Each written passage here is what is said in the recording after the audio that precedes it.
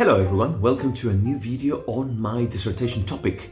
I know that some of you wanted to know more in depth what my dissertation PhD topic was, and already pointed out in previous videos that it was on Plato's philosophy of mathematics. So now I will give you a brief summary of the main topic, and maybe in future videos, if you're still interested, I can go even deeper in some of the subjects I touched. Let's go. So we know that mathematicians use many kinds of objects, like for instance numbers or geometrical figures, and by using these objects they carry out whatever they want to demonstrate or whatever the field they want to research on is about. Now, philosophers have been very keen on understanding the nature of these objects that mathematicians use. For instance, many of us would agree that number 2 exists, right? But in which way does number 2 exist? Does it exist in its own right? Or did we humans invent this? Well, questions like this are at the very core of a discipline or a sub-branch of philosophy called philosophy of mathematics. And well, philosophy of mathematics is a relatively young branch of philosophy. It has been existing for the last 100 years at the very least, a little bit more than that. And among the positions that we can encounter within this branch, we have mathematical Platonism. Mathematical Platonism claims that all objects of mathematics, that is, numbers, all the numbers, triangles, circles, all the figures that you can imagine, all of them exist by themselves with independence of anyone who can think about them. The name, of course, comes from Plato, my man, my favorite philosopher, yes, the one who founded the academy in Athens. So, philosophers of mathematics have coined the term Platonism to refer to this position that claims that, mathematical objects exist in their own right with independence of anyone who can think about them. Great. However, they did it because Plato himself, as a philosopher, he also proposed the existence of non-sensible objects that existed in their own right. And these objects are, of course, the forms. For Plato, forms are at the foundation of everything that exists in reality. Take, for instance, something beautiful. Imagine a particular beautiful thing. Plato would say, okay, this particular thing is beautiful because there is a form of beauty, and the particular thing participates of the form of beauty, thus getting the beauty from the form. So, forms for Plato are eternal, they are non-sensible, and they exist with independence of space and time. And philosophers of mathematics, and particularly mathematical Platonists, saw this opportunity. Hey, look, these features that Plato describes for the forms apply very well, or exactly, in the case of the objects of mathematics, because for them, objects of mathematics are also eternal, non-sensible, and exist independently of space and time.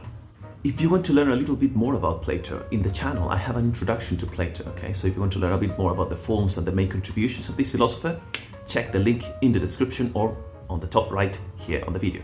However, Plato's views on mathematics do not fit the portrayal that we have of Platonism within philosophy of mathematics. According to a report by Aristotle, Plato claimed that the objects of mathematics did not exist along with the forms in the same realm, okay, of existence, but no, objects of mathematics existed between the forms and physical reality, having this place in between. That is why, in the technical terms of philosophical discussions, objects of mathematics in Plato are often called the intermediates. Scholars of ancient philosophy had debated for more than a century about the nature of these mathematical intermediates in Plato. The main difficulty we have is that nowhere in all of the texts of Plato that we possess, nowhere Plato says, oh, these are the intermediates. Okay, but we have this very reliable report from Aristotle. So what to do? The strategies that some scholars have tried are, for instance, trying to see and read deeply in some of the dialogue and say, oh, here, look, here are the intermediates, so there's a hint here in favor of these intermediates. However, some others have gone the other direction and claim that, no, there's nothing like the intermediates in Plato's production, and therefore Aristotle's report is spurious. We cannot rely on it. Now, here's where my contribution comes to this debate, because I noticed that whenever scholars were discussing the intermediates in Plato, they were assuming that Greek mathematics worked in this way or this other way, and it is quite obvious. And many times you would see the word obvious written in some of the papers and books, claiming that, of course, we know this, and therefore Plato concluded this other thing. However, no one, within the problem of intermediates, no one addressed Greek mathematics in a detailed way. And that's what I propose to do in my dissertation. The main intuition behind this approach is that Plato's academy in ancient Greece was the main place to pursue mathematics seriously in the ancient world. So mathematicians from all over the ancient world would go to the Academy of Plato to pursue mathematics, to do their research there. Therefore, Plato was witnessing this firsthand. Therefore, I claim he was very much aware of the status and development of Greek mathematics, and when he claims things about mathematics in his dialogues, he's thinking of this mathematical practice. And therefore, what I try to show in my analysis of Greek mathematics is that mathematicians had this conception of mathematical objects in which they were treating these objects as if they existed, or with all seriousness, let's say. They didn't claim that they existed in such or such a way. That's a problem for philosophers. Mathematicians really don't care about this, really. However, they care about their work. And when they were working with these objects, they were using them, they were considering them seriously, and therefore Plato would say, hey, there is a lack of foundation here. So what I will do is take this practice and add some ontological, some philosophical foundation to them. Therefore, saying that, okay, mathematicians don't think about the nature of their objects, I do. And I will claim that taking this practice, we will see that these objects exist in their own right and have these following features. That's my main contribution to this debate. Indeed, the title of my dissertation is Ontology Through the Lenses of Mathematics, Mathematical Intermediates in Plato, etc. Yes, because I invite the reader to read Plato's dialogues from the lenses of mathematics, okay? So, considering Greek mathematical practice, okay, we reach some conclusions about their practice. Now, we will bear that in mind throughout the whole dissertation and see Plato's dialogues, and in particular, Plato's mathematical passages, considering and having in mind how Greek mathematics worked. And we can see, hey, Plato's really thinking of this feature of mathematical practice, and therefore, added up, all of these passages would lead us to conclude that, hey, most likely, and this is the modest, of course, conclusion, most likely Plato indeed posited mathematical intermediates. And also there's an extra upshot from this analysis, because if we accept that there are mathematical objects as intermediates in Plato's philosophy, we can see also that there are other objects that share the same features. That means that they're not forms and also not part of the physical reality. For instance, take the soul.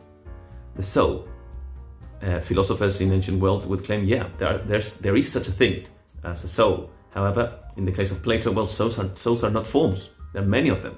Forms are unique, but souls, there are many of them. But they're not physical. They do not belong to this physical reality. What are they ontologically? Well, maybe, just maybe, the souls. Souls are in an intermediate level between forms and sensible particulars. Food for thought. Thank you very much for watching this very brief summary of my dissertation. Of course, there are many other topics that I touched throughout the dissertation. However, I wanted to keep it short so that you can understand the main topic of this piece of writing that took me many years to finish. Anyway, if you have any questions, of course, leave them in the comments. If you want me to go deeper in a particular part of this subject, also let me know, because that's material for me to create new videos for you guys. And also, it gives me the opportunity to understand, okay, who's my audience? Who's watching these videos? I want to learn about you guys. So please leave comments. Let me know what you want to learn about this. And until then, I hope that you are doing well. I hope that you enjoy. I hope that you learned something, or maybe got a little spark of curiosity for learning about this realm of philosophy of mathematics. Until next time, my friends, goodbye.